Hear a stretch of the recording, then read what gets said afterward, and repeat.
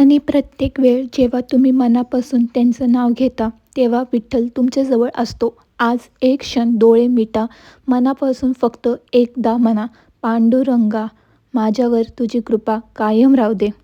विठ्ठला, या वर्षी तुम्हाला पंढरपुराला जाण्याची संधी मिळाली असेल किंवा नसेल, पण हा व्हिडिओ शेवटपर्यंत नक्की बघा.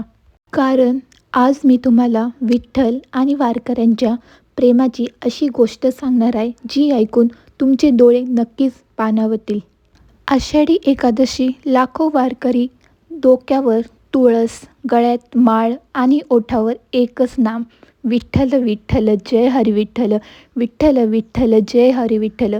काही जण अनवाणी चालता, काहींच्या पायाला फोडे आलेले असतात, ऊन असतो, पाऊस असतं किंवा वारा. त्यांची पावलं मात्र थांबत नाही, कारण त्यांच्या मनात एकच विश्वास असतो, विठ्ठल विठ्ठल जय हरी विठ्ठल.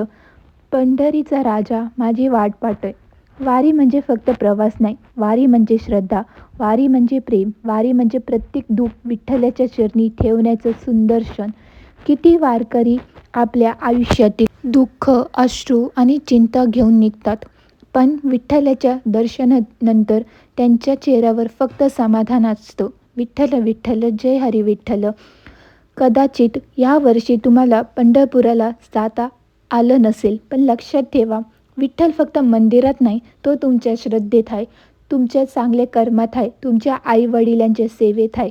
विठ्ठल विठ्ठल जय हरी विठ्ठल, विठ्ठल विठ्ठल जय हरी विठ्ठल, विठ्ठल विठ्ठल जय हरी विठ्ठल. आषाढी वारीची परंपरा अनेक वर्षापासून सुरू आहे.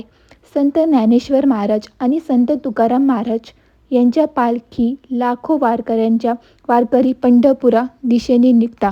हातात टाळ, मृदुंग, मुखात विठ्ठल विठ्ठलचा गजर आणि मनात भक्ती.